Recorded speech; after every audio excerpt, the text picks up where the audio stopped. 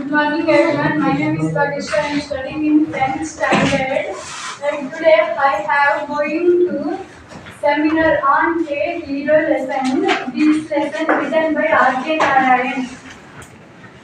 First, a hero first Swami went took on an unexpected train.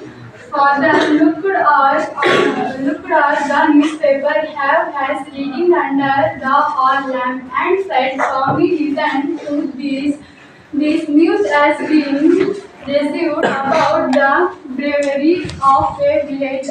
And Swami father ಮತ್ತು ಸ್ವಾಮಿ ಇಬ್ರು ಹಾಲಲ್ಲಿ ಕುಂತಿರ್ತಾರ. ಸಂದರ್ಭದಲ್ಲಿ ಸ್ವಾಮಿ ಫಾದರ್ ನ್ಯೂಸ್ ಪೇಪರ್ ಓದ್ತಿರ್ತಾನೆ. ಅವಾಗ ಹೇಳ್ತಾರೆ, ಅವಾಗ ಅವ್ರ ಫಾದರ್ ಏನಂತ ಹೇಳ್ತಾರಪ್ಪ ಅಂದ್ರೆ, ಅಲ್ಲಿ ಹೆಡ್ಲೈನ್ ಬಂದಿರ್ತದೆ. ಏನಂತ ಹೆಡ್ಲೈನ್ ಬಂದಿರ್ತದೆ ಅಂದ್ರೆ, one village have who visited one boy is killer the tiger ಅಂತ ಬಂದಿರ್ತದೆ. ಅಂದ್ರೆ ಒಂದು ಹುಡುಗ, ಸಣ್ಣ ಬಾಲಕ ಒಂದು ಹುಲಿಯನ್ನ ಕೊಂದನ ಅಂತಂದು ಬಂದಿರ್ತದ. ಅದನ್ನ ಸ್ವಾಮಿ ಫಾದರ್ ಸ್ವಾಮಿಗೆ ಹೇಳ್ತಾರೆ. ಸ್ವಾಮಿ ಏನ್ ಹೇಳ್ತಾನೆ ಅಂತಂದ್ರೆ, Swami the paragraph described the fit the boy and with the tiger and he is fit up they were stayed of a day till some people came that way and killed the tiger.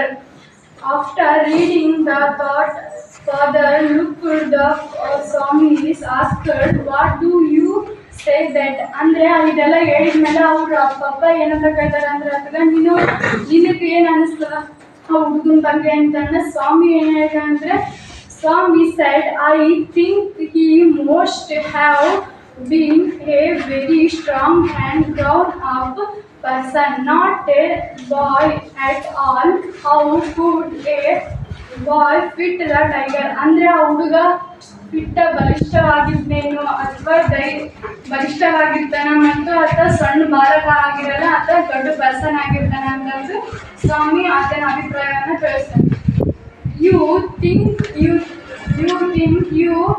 are very than the newspaper. But father needed a man may have the strength of the elephant and it be covered.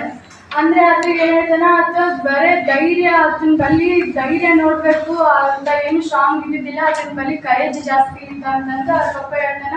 ಹಂಗಂದ್ರೆ ನಿನ್ನ ಬಲ್ಲಿ courage ಜಾಸ್ತಿ, ನಿನ್ನ ಬಲ್ಲಿ courage ಆದ್ರೇನು, courage ಇದ್ರೆ